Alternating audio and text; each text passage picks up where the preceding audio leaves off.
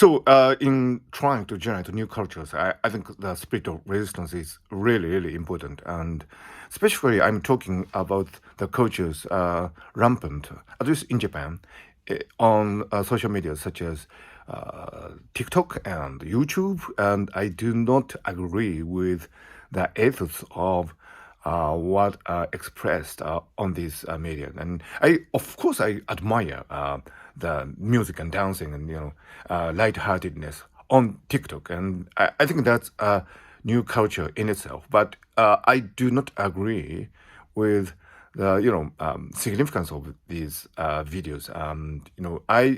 If I were a teenager today, I would love to see something quite different from those mainstream expressions of youth culture. And that's why I'm posting in Japanese very short message every morning. And, it's just 1 minute long. And actually, I talk about the same issue that I'm talking about here on English YouTube. And actually, I'm doing that on Japanese YouTube too. And, that's my form of resistance. I feel things in ways different from the so-called mainstream things, and that's myself. And if you look back on the history of culture, you would find that in many cases, new works and forms were born out of the spirit of resistance. For example, in the United States, I hear that and this is not my own analysis.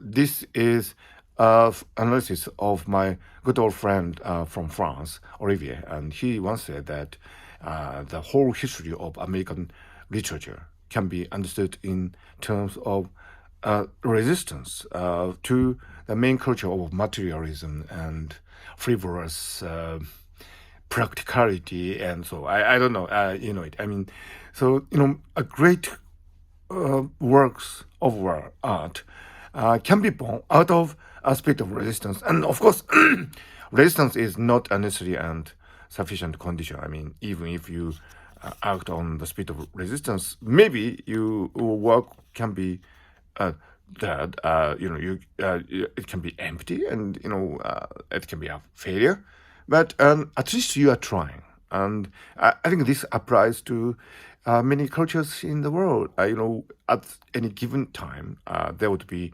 mainstream cultures, and there will be people who are satisfied with that, but there will be always people who are not satisfied with what's going on. And those people act on the spirit of resistance, and presto, sometimes good works happen. And sometimes failures and tears and disappointment will come your way. And probably in my case, it'll be the latter.